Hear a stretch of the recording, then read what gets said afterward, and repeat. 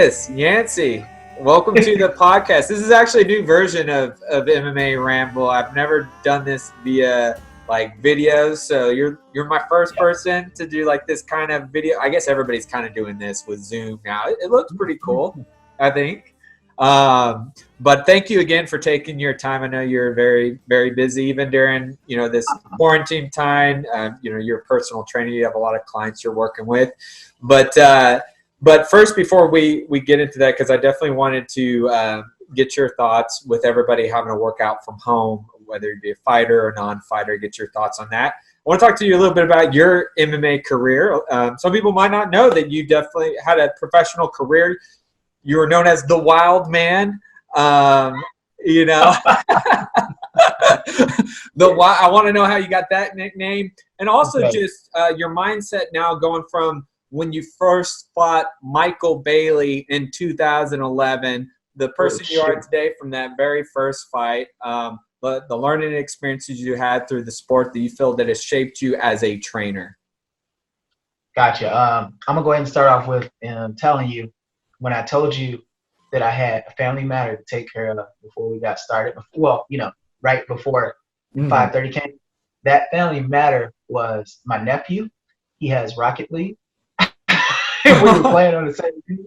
And I just playing with him online, and it's kind of our bonding time. So I was like, he's like, we got to win this match. I'm like, all right, so this match. I'm like, so it was a family match. I mean, it's important, Rocket League. I mean, and also I have to say, I'm here with Darius Yancy, also host for Playing for People. So Thank you. You're also a big-time gamer. But, going back real quick to your MMA career and how you feel like it shaped you up to this point, what was the Wild Man like back then? I would say that I was young, definitely cocky, and in a discovery phase. That's what I will say. I remember, I'm about to just dig now, if you're cool with that. No, dig up. When I first got into MMA, when I first got interested into it, I was in high school. My substitute art teacher had something going on with his nose, and he ended up saying they had to do an MMA match. And at that time, I didn't care for it at all. I think it was right along the time when Anderson Silva first got his rise. And he was the first person he beat? Chris. Against Chris Lieben. Yes, Chris Lieben. Yeah. And so when he was telling me about MMA, and then I started telling him about things I did when I was on the wrestling team, and I was like, some of those things I did would cause me to get some of the most extravagant wins, or it made me look like a complete dumbass. And when I was explaining it to my substitute art teacher, he was like, "It sounds like jujitsu." And I was like, "What?" And he's like, "Okay, I gotta show you some stuff." So he ended up starting to teach me jujitsu after wrestling practice, and it got to the point to where people started gathering outside the doors to watch what was going on, because in 2000, I think it was 2006, 2007, MMA still wasn't at the place where it is now. They ended up stopping that from happening. The principal and they all got together, had me come to the office. I was like, "Well, I'm sorry, he won't be able to do that with you here anymore." Just out of that whole worry of like student-teacher thing. And I'm like, y'all are all watching. It's just something new that no one's seen before. So that was stopped. And he took me to his first sensei mentor. And from there, I got really heavy into jits, and I'm like, oh, this is a transition beyond wrestling. So how now I can apply this aggression, but in a much more controlled place. It leads into the Wild Man. That's where I kind of goes, yeah. And from there, I decided, I was like, oh, I think I can, I feel like taking this into my own hands as a real thing. And I want to be a firefighter and animation voiceover. Those were my two. Those are two different extremes. Dude, I'm wild, man. I mean, well, I really am. It's like I knew like that was what I wanted. I used to watch cartoons not for the plot, but for the emotion, just seeing the level changes in the voice, and then I started like working on it and just thinking about getting it, and also met up with some firefighters, started getting tips and cues, even got the book to really train for it. The shift came to get directly into MMA, like 100%. Was right after high school. I got accepted to Wiley University of Texas. And I'm gonna be honest, I was a bit fearful. to step into college. It's like where I come from, it's not common. Born and raised in Indiana, but it's is definitely something that everybody usually strives for. So now you got this pressure to this is where you got to go. And I'm like, oh shit, I got accepted. And I was on academic probation to start. So I told myself, you know what, instead of going there and flipping out, how about I just move somewhere a little far off, stay close to my friends, but then also start training and going to school at a community college. I get there, sign up, do all that jazz, and then kid you not, the week before it started, financial aid wouldn't be able to cover me. And I already went there in Champaign, Illinois, found a job, found a place to live, found what else? Oh, I found a gym to train at. So I was solid, I was like, cool. But I'm like, I made this move, don't want to turn around. So then my second time I went to that gym, I told the coach that I was like, I've had a lot of different things that I was trying to think about my life, and I would like to now take this 100% and go all in. And if you're here to help me to do so, let's do it together. And from there, Tim Morrissey and Darius, Darius was one of the jiu-jitsu and Muay Thai coaches, and Tim Morrissey was MMA and jiu-jitsu. They had guided me so much, and that Tim gave me wow, man, because he said I had so much power and I needed to control it. And so he just started yelling out on the sides, wow, man. That's how his voice sounds too. And that's where Wild Man sparked. I did 10 amateur fights, and then I did 8 pro fights. Sorry, I know I just rant, so go ahead. No. And on one of your fights, I just want to note Zach Friedman, who upset Aaron Pico a couple years ago. Just talk about those experiences, because from fighting Michael Bailey to Zach Friedman, just kind of the ups and downs. I'll tell you, man. Look, like I said, I was in discovery mode, and going up to that fight, I remember I was not well prepared for that. Like, even when they told me it was going to be in El Paso, the very first one, Michael Bailey. When you said that name, I was like, well, I forgot about Texas Regional. Yeah, bro. I was just like, oh, shoot, that was the place I was supposed to go to college in, and now I got to fight there. So I remember when they were setting it all up, to me, it's all new. It's just like your first pro fight. And by that time, I had already trained with Spencer Fisher for a while, and in Iowa and such. And so I got to meet Matt Hughes at the time, and you're still young in the game. You see all these faces, and you're just like, oh my god! And it's like now I'm just surrounded. Just like, oh, okay, cool. It's like, all right, cool, yeah. But it was so much, and it was so many learning experiences there leading up to that, and as I said, I was a guy on Discovery, and so now it's like you have this fight. They're like, we're gonna pay for it. The promoter's gonna pay for you to come. Coming from a bunch of amateur fights, that's not something you expect to be like, what? Yeah. Like, yeah, they're gonna cover all that. I'm like, are you sure? And it's like, yeah. It's like they already got you a plane ticket. They didn't know I had never flown before that fight, so I was afraid, and I was just like, how about we just give me a Greyhound ticket and I'll just haul it there, So they're like, no, we already got that taken care of. I was like, I know, I'm just saying you don't have to spend all that money. You just give me a Greyhound ticket. And then he was like, no, it's done and sealed in. And I was like, okay, shoot, I'm gonna fly now. So that was the first experience. The next learning experience from that first pro fight was just, I guess, the elevation. And I also had some family issues going on, which had kept me training for almost 2 weeks. And so I was just like, I didn't want to pull out. I was like, it's just 2 weeks. When I get there, I'll still have a week. I'm around family. Things went wrong. This is gonna sound bad. Hear me out. I had. You might see a Chihuahua pop up here. He's my production assistant. No, brother. I ended up having 30 pounds to cut week. Oh my gosh. I got there 7 days out. Yeah. And then it was 30 pounds, and it was just like the coach there was just like, because I wasn't even with my original coach by that time. And he was just like, what the fuck? Like he was so livid. And I, even for the amateur fights, I put myself in the stairs. I was like, I'm never one to, I'm not going to put that burden of not making weight, you know? So I looked, and to see it, I just was like, my mind was in the most stressful place ever. I was like, how are we going to do this? And then he looked at me, and he didn't even hear me say it. It was in my mind. And the coach just says, well, you know, you're making it no matter what. You know, and to add on to that, it was Shane. His name was Shane. I ended up having to live with the coach for that time I was there. So there was no, you know what I'm saying? You just got to fight through it.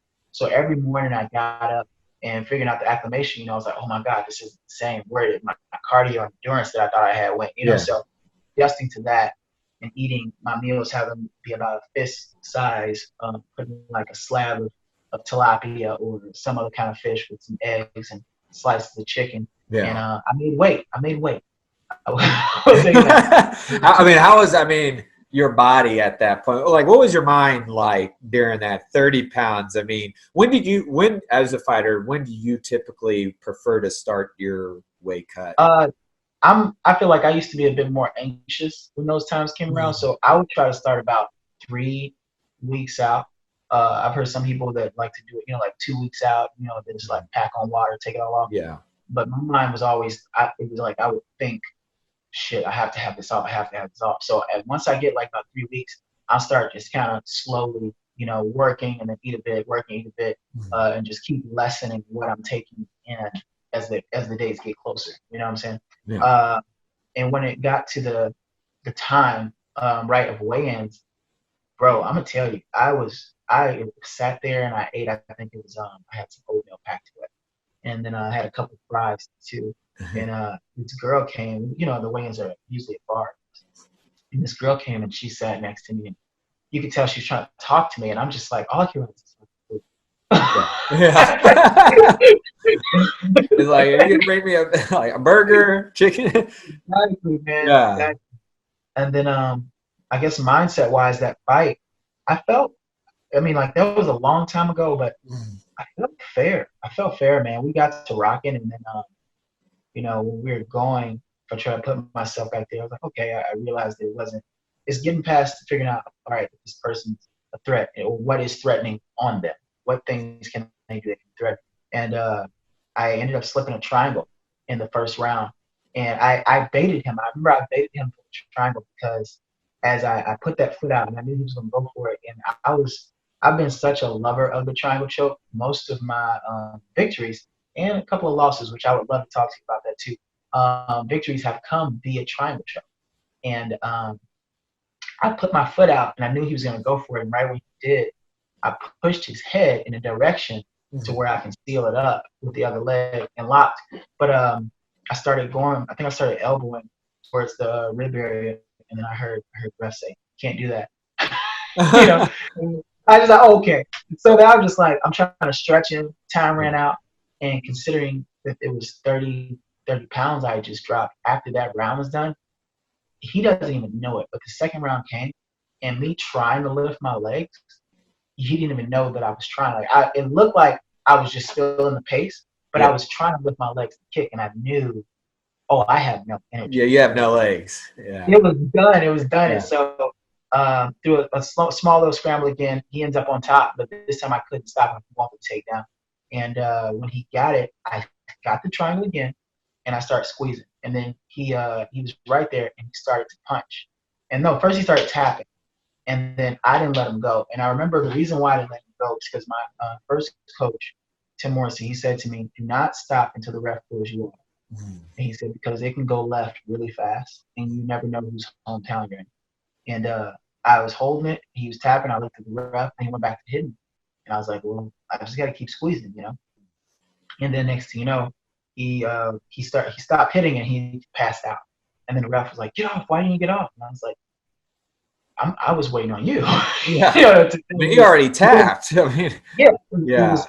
I've seen it happen when I used to wrestle in high school. Sometimes we're like, man, you go to their hometown. I mean, I've been elbowed in the nuts before a bit. Say something to the ref, they just act like they don't care because they're not there to represent you. You're stepping into their home. You know what I'm saying? Basically. And so it's just not about you winning; it's about them. And so yeah, that was that first one right there. Again, my mindset was still young though, so yeah, the way I approached that, I don't think I like too much. But yeah, Did you were talking about mindset? Did some of that play in with some of your losses to the triangle, just getting too anxious, yes, aggressive? yes, I am. I humbly say that I remember also being told it's you're really good at applying that to people because of your long legs. And, you know what I'm saying? I see you can see it from everywhere. I remember my coach telling me, he's like, but you need to also practice for the sword of which you swing because someone might end up being able to do it at the same pace that you do it. And I heard him, but you know, my mind was just like, oh, well, but I'm doing it. So I ain't got to worry about it if I'm doing it. And then next thing you know, it was, I'm trying to remember which one because I got caught twice. I believe it was two or three of them, but the guy you said that made it to Bellator. Zach Friedman, yeah, This was yeah, the first triangle. that was I my think he was. triangle. Yeah, he was by triangle, man. And when we were going and he got it on me, I didn't even like. I was reversing the arm bars. I remember we started off standing for a little bit and going around, and I was reversing the arm bars and all over with scrambling. But when he went for the triangle, right when he went for the triangle, that was the one thing where literally my mind didn't connect to react fast enough. Yeah. Like it happened and I knew it happened. Um, and so right there was that moment. It's like shoot. And so, uh, but I will speak on that fight and also say props to him. Really great dude. We ended up having I mean, if I may tell you the story, Oh yeah, go right ahead. we ended up having a conversation afterwards because leading up to that fight, there was a lot of things going on with my life. I guess spiritually, religion wise, and I was trying to figure out as to my purpose and all these other things that's going on. You know, I'm young and I'm fighting. You know, in the town that I was in, yeah, it was partying. You know, but I really want to find a base. I want to find a base in the world, somewhere to come from. And right when I left, my roommate, I left him with the money to use my rent money to pay for my side of the rent. He ended up using it to host a party. And I found this out. Yeah, yes. So my mind, I was living because I've known him for so long. I've known him like since high school. And, you know, and I love him to death. So if he ever watches this, I love you and I will always be a friend, but you were a horrible roommate and I could never do that. but Maybe so that'd I'm be there, two I'm thinking, stars on Roommate Finder. I don't know if there is a star system on hey Roommate. man, listen, bro. I'm not even going to all those stories. I have a couple of really trust. But yeah, so I'm going there with that. I'm also, you know, trying to figure out purpose and thinking about God and Mm. uh and crazy enough, when Zach came out in the midst of all that stuff, he comes out and his hands are in prayer. Mm. And and this is not to take away from his skill set. This is no way like he did what he did, boss style. Yeah. But as he was coming, his hands were in prayer, and it literally like had my mind going in so many places. It's like, okay, it was because I was trying to be like, okay, well maybe I'm doing this for this, maybe I'm doing this for this. As I told you, I was discovering. And when he came out with his hands in prayer, I felt. It's gonna sound weird, but I really felt a genuine, uh, a genuine spirit within why he was doing it. You know, so we go into our fight, and I even had a moment where I was getting elbowed and I was in the bottom, and my coach looks at me. He goes, "Yeah, this is real. Just get up." And so I literally just got up. Like that's how much my mind wasn't there. Like I just got up, boom, boom, boom. And then when it was over, I went to his locker room where all the other fighters were there, and they're all at first they're looking at me. What's this dude doing up here? And I was just like, hey Yeah. man, can I talk to you for a second? You know? And he's like, cool, everything good? Like he wasn't sure if I was like feeling Yeah. some type of way, and I was like, Still in the moment of yeah, yeah, no, man. That was another big thing too. But yeah, so we ended up talking about religion, and I was like, I told him I knew his hands were in prayer, and then he ends up telling me his life story and things that he had gone through, and how God brought this into his life to have him do better things. And afterwards, we were cool. Like my coach, he saw me from a distance too. He's like, "What are they talking about?" And he's like, and I came back and everything good. I'm like, yeah, it was just like it was a conversation that I actually needed to help me along my journey. As is that's something too that I will add is like with MMA, it becomes for some people their pavement that is who they are. I will say this for me, MMA or martial arts has been something that's helped me shape who I've become. You know. So, but yeah, What was that moment when you decided, all right, it's time to move on? But of course, you still stayed connected to the sport, even to this yeah. day. But when was that decision you had with yourself? Because you're still a fairly, young guy, but it's not obviously an easy. I mean, you said 10 amateur fights, then a pro career. Like, when was that moment you're like, you know what, my time with this is done? It was when I started training other people. Um, I want to say that, and I'm pretty sure this is the case for a lot of fighters. It was so much of that time for me was selfish. So much of it. It was about how do I get better, and that's I mean that's everybody's mindset should be there in a sense, but you don't let it drown, you know. And I felt I spent a lot of that like how do I get better? I want to fight more, this and that, and it just became a bit overwhelming. But I was still addicted to it, so addicted to that. And the moment when I finally started getting, when I actually after about my second pro fight, I finally got this comfort, um, and it started to come in towards the end of the amateur fight. But I started to get this comfort to where I was finally like I'm not going to be, who you think I should be or who you think I should be. And somebody wants to learn how to punch. And when they want to learn how to punch, I'm like, I helped them. And then after that, it came down to strength training and such. And from the experience of that, and also just me personally choosing to progress my mind to better my body, I'm like, I can apply that to another individual. Then one person had lost weight, and then another person was like, now I feel more confident in myself. Another person's like, I went and skied with my husband, and this time he was the one went with the one with no breath. That started to cause a whole shift in me to where it became me to now you, and Coach Safe, Safe Side, number one trainer in the universe, Oh world, yeah. and my number one mentor. Um, I remember I actually started to train under him. I wanted to for my last pro fight. And when that fight happened, I was fighting against one of his guys. It was Brad Mitchell. And I was at a different gym. And when I was there, I asked the coach I was with, I was already in Dallas by then. I was like, hey, I think I want to go train at this gym. And he was just like, yeah, but you can't because your opponent's training out of it. And so it was m.o.v.e. It was m.o.v.e. And so it was like, he's like, you can't because your opponent's training out of gym. And I was like, huh. And what drew me to them, no offense to Moeller MMA, like he helped me out. I got to train there for a bit.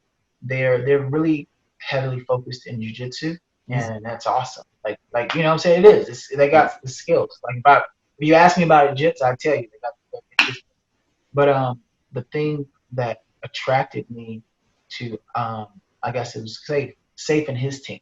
They were in the octagon at the time. Was what I noticed when I started looking at their stuff. I was so mad I didn't like notice this soon. Like, oh my god, I was so fucking pissed because he he brings such a community together, and it's like it's a den of lions everywhere, and it's not a bunch of assholes and like that. It's like it's people that you're next to that you want to see grow, and they're helping you grow too, and that right there, just even just the pictures, I was like, I gotta go train there. They're more fight focused, it's different places, different realms. This realm is for fighters, so I was like, I gotta train there. So after that fight, I ended up deciding to go and train there. And he, I mean, well, I asked him, and he was just like, "I'll see you Sunday." And so I remember this very, very vividly. I came on Sunday, and I could feel the energy, man. It was it was a whole nother level. And and I walked in, you had the cage and the octagon, and everybody's training and doing rounds. And so he puts me in, and I started sparring, different guys, and it was one where he just watched, and so I just was chilling, and then he's like, stop, stop. everybody bring it in. And he said to the whole group, he was like, this guy, he's 3-5 as a fighter. He's like this. Does he look like a fucking 3-5 fighter? And he was like, I wish you would have came here sooner, because that could have taken your career in a very different direction. Mm-hmm. And so from there, I started training. And then I go really hard on stories, man. No, that's okay. That's what MMA Ramble. Okay, okay, Go cool. as in depth as you want. No, but I mean, it brings you back to that place. So, and I think it's very important because there may be a fighter right now in your shoes or where you were before that's having that same conversation. Yeah, man, and I will. Hopefully, I remember at the end of this. There are definitely key points of advice I would like to give to young fighters in the movement. And so I started, training there, having a good time, loving people, loving the demand which he puts on the level, and that level brought me up higher now too. And something that I say to my clients, and I'm sure it's the same for other fighters, is if you ask me, could I today whoop my ass a year ago, I guarantee that this guy is a whole nother problem. But yeah, then as time passed, he'd asked me, he was asking me about certain fights, and then I think we tried to go for one and somebody pulled out, and then there was one, and I was just like, well, at this moment, I was like, nah, and he was like, you don't have to say yes. He's like, I think you said yes too much when you shouldn't have. And I will admit there were many fights I actually went to without having a team and all that, and it was kind of a solo thing. So that's one thing I'd say. That's a no. Yeah. You need to have a squad. But I end up getting to train someone, and then I started missing practice.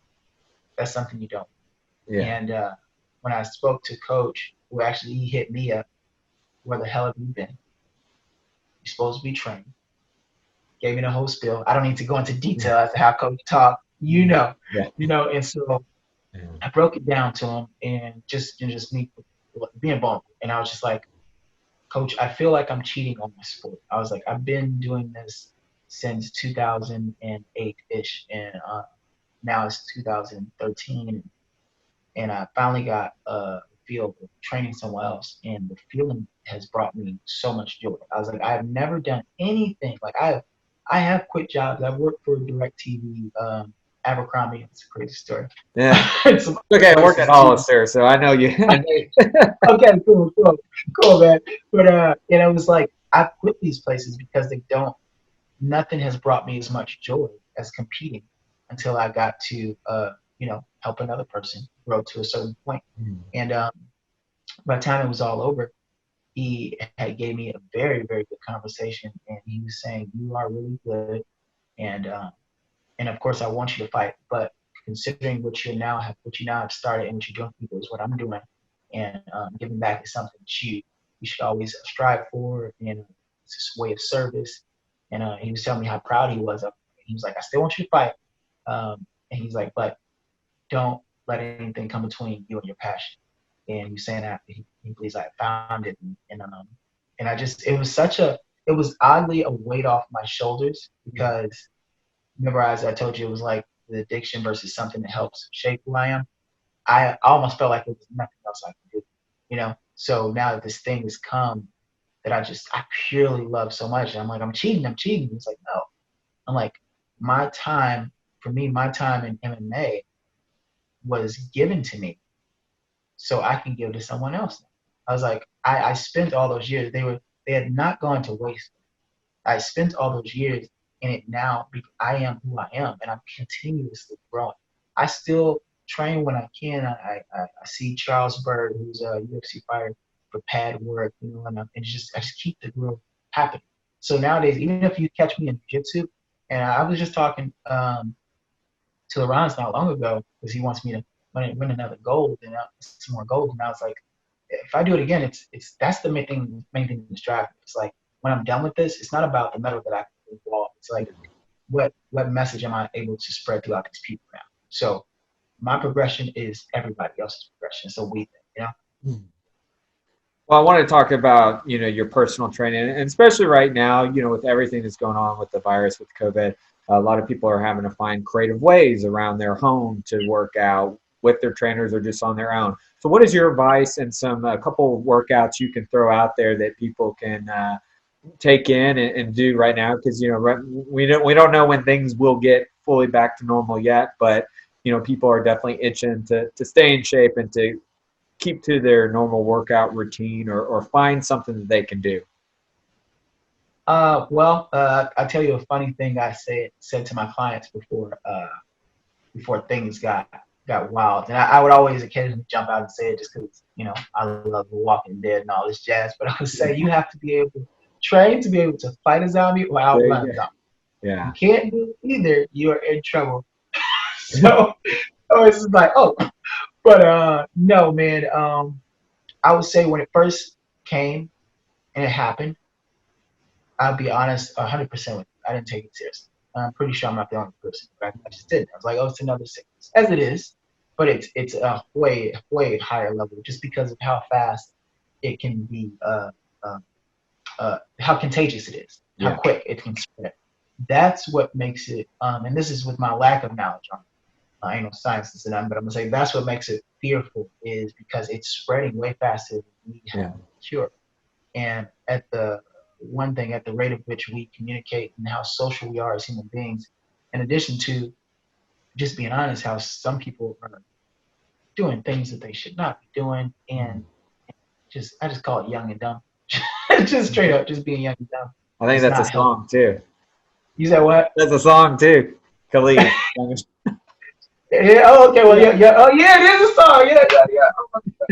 But it's a good song though. But no, I definitely understand. I mean, well, that was what Tom Brady, real quick, not to change subjects, talked about today. Was just about how you treat yourself and the things you're doing positive. Because obviously the stress is not got to be good to your immune system. And well, we both know, but definitely from a trainer standpoint how important it is to work out and fuel your body correctly. So what are some pointers you're giving not only to your clients, but that you would like people to know during this time that's so stressful to ease their mind in a couple of simple workouts that they can leave with? I will say this, man. At the end of the day, no matter what, movement is the best medication. It's going to sound wild. I'm not a fan of fitness. That might sound really crazy, but I'm a fan of movement. That's what came first, So it's like, I just tell people, I just want to move. You know what I'm saying? Even if we're not striving for certain goals, I'm like, still aim to be confident and enjoy yourself. And if your body is strong, it can tackle it. Actually, it is. It's not if it's strong. It is strong enough to tackle so much. Why not take care of it? You don't let your car go to bust. You know what I'm saying? You take care of it in the same thing you should do with your body. And some simple motions I would say, and of course get sunlight, lots of sunlight, vitamin C. But some simple motions I would say for people, because I'm a believer in functional training and functional strength, is since you're in your homes, this is the moment I would say some people can really thrive. Some people would complain and say, oh no, I don't really want to go to the gym. Yeah. You don't have to, some squats, basic squats, I would go for those.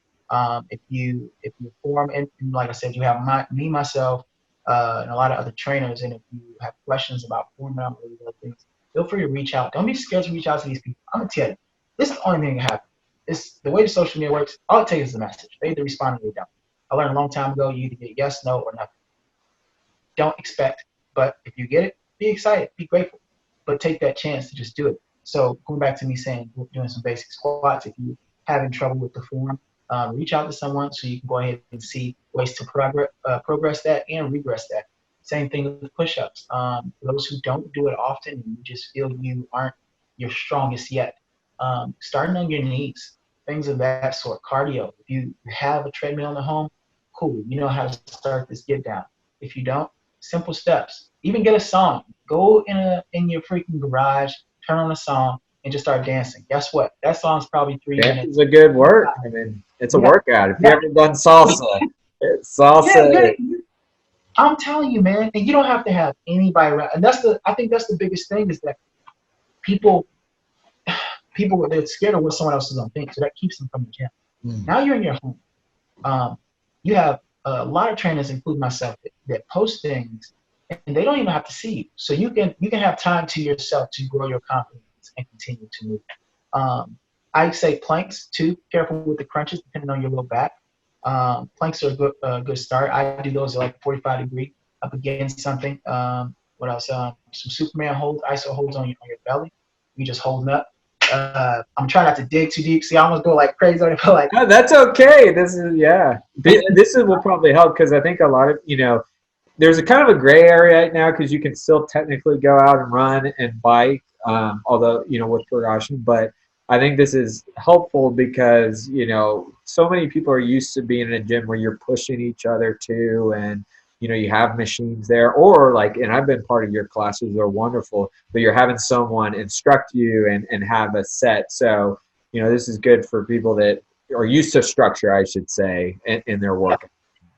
And what about for fighters and just martial arts students in general? What are some creative ways? I mean, obviously you can use what you just said, but we're so used to doing kicking and grappling and wrestling and all that. So what are some ways that you found can help for those to kind of, so they don't feel rusty or that? I would say, and this one is the toughest from what I mean, well, not for fighters, but for people who don't fight professionally, I feel they are the most pushed away by this, but shadow boxing. There's this stigma that's pushed out in the world when it comes to boxing, kickboxing, striking in general, that people have to be hitting something. You don't. You're rushing to mess up your hands before you run first off. So I think shadow boxing for cardio is really good. I call that, as I tell some of my clients, rough draft time. That's the time where I'm just literally just checking on myself, moving, and practicing the motions of which I've learned. Some other things aside from that, I would say some sit-outs. That has come from wrestling, and it's where you get on all fours, almost in doggy style, and kick the leg through, turning through. You've probably seen it with kettlebells as well. Bear crawls. Bear crawls is another one. It's just keeping everything moving. That's the big one. Power moves, going into some pure plyometrics, things on 1 foot. Almost everything is done on 1 foot at a time. You don't see anybody jumping with 2 feet. so it's strengthening single unilateral work, strengthening the single legs and the arms, and just keeping those up. Finding a heavy ball like I had a client hold a case of water the other day, and he said to me, "I can't lift that." And I looked at him virtually, and I said, "Pick that water up." And so, and he did it. He did it with great form, and you just need that. It's like you have to be creative. You gotta add that. Yeah, like I'm not gonna. It's gonna sound weird, but I'm not gonna try to tell people like, "Oh, since you're stuck in the house, you need to be doing this." No, it's like some people are going through some real shit where they like really have to reevaluate how to rock their lives. But I would hope that you consider that of all the things that you feel you have to do moving forward, the one thing that you can never shake off is your own body. So why not make it better?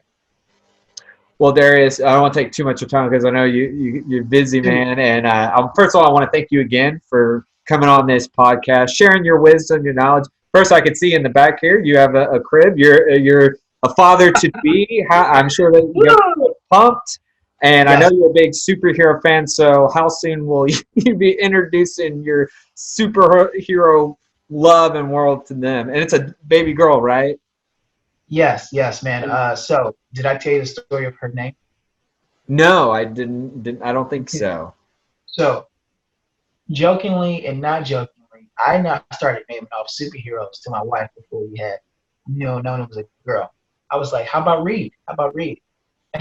And she was just like, that's okay." And then her brother, he's really big into this stuff, and some of you who are watching it don't know. He was like, "Ha ha ha!" He started laughing loud, really hard. He's like, "Ha! Oh my god!" And she's like, "What's so funny?" He's like, "Mr. Fantastic." And I was like, yeah. And so then she was like, "No, I'm okay." I was like, "Ah."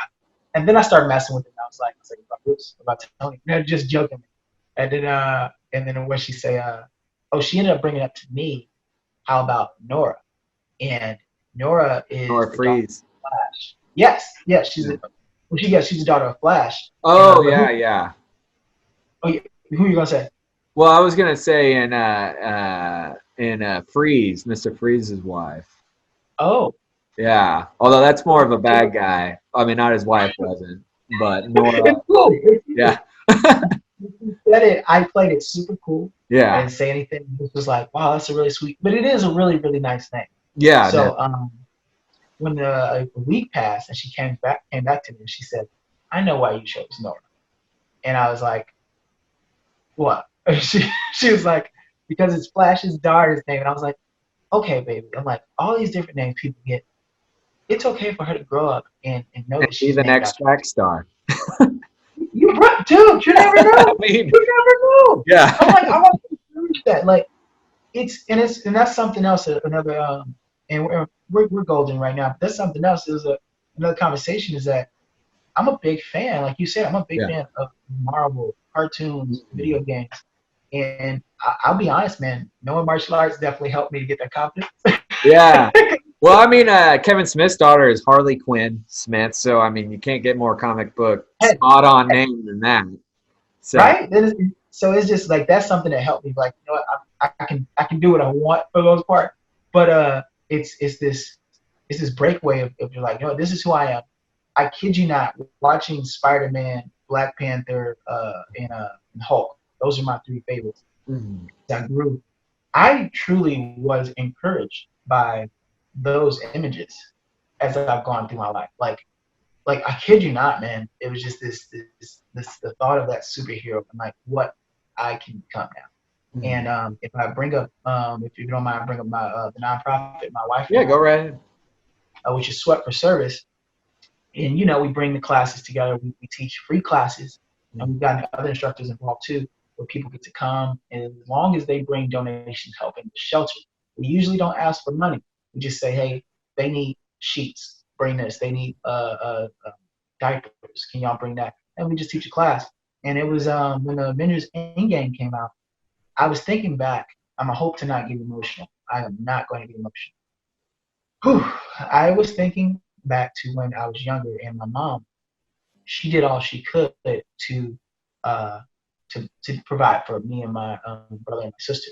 And so some of these movies that we want to see, I don't know if you heard of bootlegs, right? Like movies, Yeah, like yeah, we had to watch it that way. So almost every movie we want to see, we'd see like half heads and stuff yeah. like that. And that was the situation at the moment. And so I'm like, now I'm in this position to where I can go and watch any movie when I want. And you can ask my wife, I'm a big movie person. Before all this happened, I would love to go and sit. I would go to the theater. I would love to go to the theater, even if it was by myself. I want to watch it, cool, I'll go. And I'm like, I can now give this to kids that might be in the position I was in. And so went to talk to a school, ended up getting two schools on board, and we got a school bus paid for, and we rented out with the help of many people we had gathered. I think it was like $5,100 or $5,000 basically, and we rented out the Alamo, and we got uh, almost 400 comic books, a lot of those pop figures, and we gave them out at the theater before the movie started. We did little trivia's. We had all the kids write essays, and whoever did the best essay got the biggest prize, which was this like Nintendo Switch thing. And her, I think she said her hero, her favorite hero, which she's the only one who stepped outside of the hero box, which tripped me out, was Helen Keller. Oh And wow. so and she wrote, yeah, man, these were middle schoolers. So I was just like, I looked at my wife and we were like, okay, we know we gotta get this, Yeah, you know. yeah. But that that for me and a kid saying this is my first time at a theater, I'm like, if this has influenced me to this point to where I'm waking up feeling like I'm saving the world, I'm like, them seeing this movie, I have no idea how important this is. Like you see it right now, and it's like some people don't like it. How the heroes have how these comics have taken over the movies and how influential they are.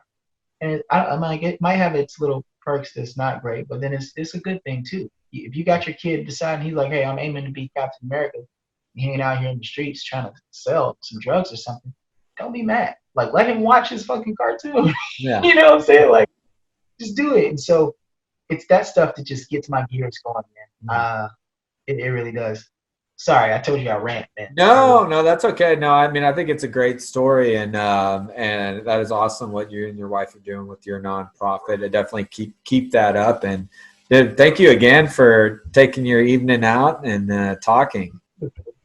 And finally, where can people find you as far as getting in contact, seeing your content? Because I know you post a lot too, and you have a podcast as well. So, let me see. All right, I think we're gonna start. Daddy Strong Legs Fit. That is my tag on Instagram and my business. Well, actually, and m.o.v.e.hq. That is my client base of operations. And then I also have Sweat for Service, which is with the number 4. You can find that on Instagram and the website, sweatforservice.org. In addition to that, Playing for People, which is a couch co-working conversation with interesting people where I bring people on, we talk and we game. That can be found on Instagram with the number 4. And then you have Playing for People podcast, which is the interview side of Playing for People, less gaming, more insight with the number 4 on Instagram as well. And I feel like it's one more thing, but I'll just leave that right there, man. Hey, I want you to know that you are my very first interview. oh, really? Yeah, I was with Britt from Grit. She's amazing and owner of a couple of gyms, Instructor. She brought me on for a quick talk, and she was the first to do that. And so this full interview, we send back questions. You got me. This is the first one. Well, thank you. I'm glad to share this experience. And one more thing, what would be your superpower? What would be your superpower? Ooh, I'm gonna add to that. I'm gonna say that, and I'm gonna say the advice to young MMA fighters. My superpower. Check this book out. This is one of Nora's books. It's Nice. Yeah. But my superpower. I said this before too. I want to make sure I word it the same way. Shoot. I guess it was just, I guess if I could, if I had the power to literally give whatever I wanted to give, straight up, that's true. When I was younger, it was actually teleportation. Yeah, that would definitely save on travel costs. I wouldn't have to take the plane. That's why. Yeah, it'd be able to give what I want to give because I want to give on a large scale. But the last thing I will quickly say, sorry, I don't mean to keep you. No. For young fighters that are searching, and I've come across them in many cases because I've had certain people hit me up about stuff. I would say MMA is a challenging sport. If you decide you want to take that path, you need to go 100% all in, no half-ass. Now, when I say that, no half-ass, if you try to do it alone, that's half-ass. You need to find the proper team, do your research, and don't just look for a place that I can get the training. Look for a place where you can grab some rapport, find brotherhood, and a place that has good leaders. Walk in there humble enough to know, not just say, but to know, I know nothing. So you can gain everything and have a we mindset going forward and listen to coaches when it comes to taking fights. Too many people, they get caught up in this primitive, I got this, I'm strong, I can take it all. Listen, they've been doing this for as long as they have for a reason. They're in their position for a reason. And that is my advice I would give to young MMA fighters. Well, thank you again, Darius. We definitely would love to have you on again. Best of luck with everything. Thank you for sharing your knowledge, your wisdom, and also best of luck and congrats again on soon to being a father. Thank you, brother.